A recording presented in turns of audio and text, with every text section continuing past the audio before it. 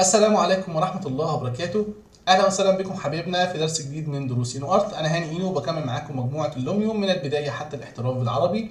إن شاء الله هنكمل بقى مع بعضنا الجزء بتاع الأدفانسد أو الإفكتات. في أوقات بنبقى عاوزين نبدأ الفيديو ولكن عاوزين نحدد على حاجة نعمل لها هايلايت كده بسرعة، نقول له ركز على دي وبعد كده نبدأ نكمل بقية الفيديو، سواء كان الفيديو بيهايلايت عليها هي ويبدا يقرب منها. فبس انا كنت عاوز اقول له خد بالك من دي، وكمان ممكن في البدايه او في النهايه يروح برضو عامل لي هايلايت سريع كده. طيب هل في افكت يعمل الحركه دي؟ في افكت يعمل الحركه دي بسهوله. فلو انا النهارده بادئ معايا الفيديو اهوت مثلا بالمنظر ده، انا ممكن من اد افكت ابدا اجيب في ارتستيك 2 حاجه اسمها ماتيريال هايلايت. بيعمل ايه ماتيريال هايلايت؟ اول حاجه بيقول لي سيلكت على الحاجه اللي انت عاوز تعمل عليها هايلايت. فممكن اقول له عاوز اسلكت على البراويز المعدن اللي ماسكه الازاز مثلا دي، او الالمنتال اللي ماسكه الازاز دي. فيقول لي طب انت عاوز سلكت عليها بلون ايه؟ فاقول له لا احمر ايه، ما انا اصلا بالاحمر، فانا عاوز مثلا لون وليكن غريب كده زي ده. تمام. واختار ستايل من الستايلات، يمكن عشان بس الحاجه دي مش واضحه تعالى نختار العمدان احسن عشان يبان الستايل بتاعها عليه اهو. فابدا اختار مثلا لون غريب، فمثلا لون اصفر ده او مثلا الازرق ده في البدايه. خلينا نختار لون يعني ايه يبقى شاذ جدا عنه كده بحيث ان هو يهايلايت عليه بسرعه. طب لو مش واضح انا ممكن اغير الستايل بقى. بص الستايل بتاعي ده طول ما انا بغير كده بيبدا يعمل اشكال مختلفه.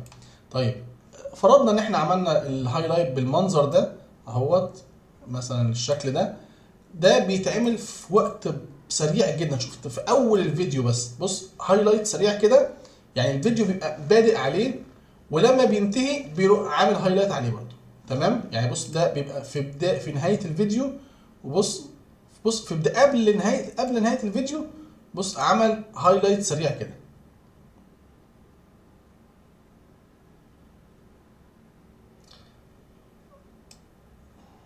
ده هيبان امتى بقى؟ هيبان لما اجي اشغل فيديو زي كده فاقول له والله وريني الفيديو عموما كامل بتاع الفيديو الكامل للبروجكت.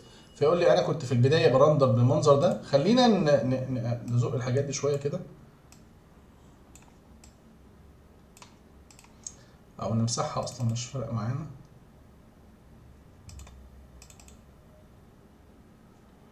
ونقول والله ده كان الكليب ده كده واحنا هنبدا ننسخه تاني. خلاص اهوت هنعمل بيست كليب،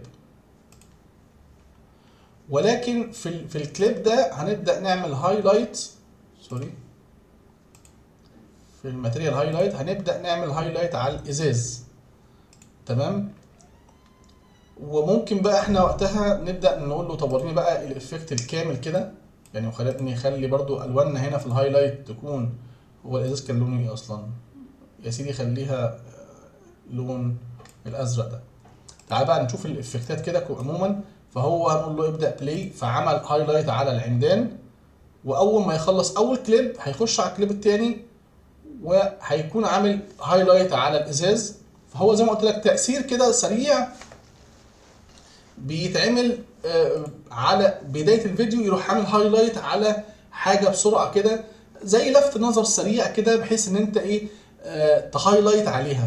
فاهم؟ هو حتى باين من الاسم ان هو بخليني يعني بشد الانتباه بتاع الشخص اللي بيتفرج على الفيديو بسرعه جدا على ان انا بدل ما اعمل له حاجه تقول له شاور هنا، فلا الحاجه بتروح عامله زي فلاش كده سريع بسرعه.